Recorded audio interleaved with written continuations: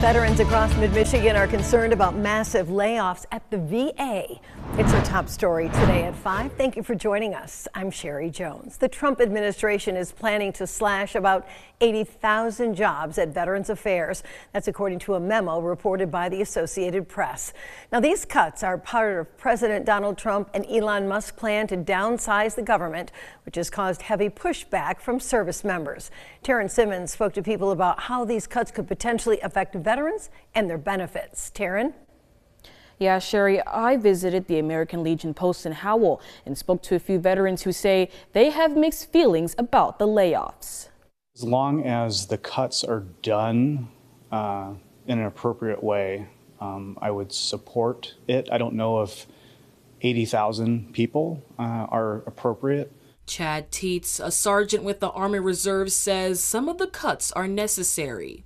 Perhaps we're overstaffed in various different branches, administrations. I've had my own shortfalls, within the VA as far as receiving service. I think it's like any other business.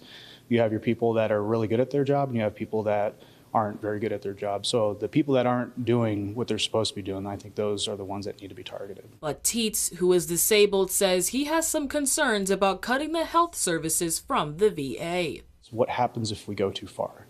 So if we do cut 80,000 people and now our government recognizes that there is a huge impact on service members not receiving the benefits that they're entitled to, how do they fix it? Harold Richmond agrees. He's a Vietnam War veteran and says he's worried layoffs could affect benefits that his fellow service members rely on. It creates a worry in so much as I've dealt with them. And it's taking so long now for anybody to get the benefits that they require or are entitled to. And to cut it back any further, it seems like it would make it take longer. Although Richmond says some parts of the government should downsize, he says there's still a lot of uncertainty. I think the cuts are going to make things more difficult for those that are involved with it.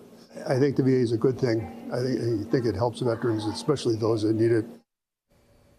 There are currently 482,000 employees in the VA. Veterans make up around 25% of the workers. Sherry, back to you.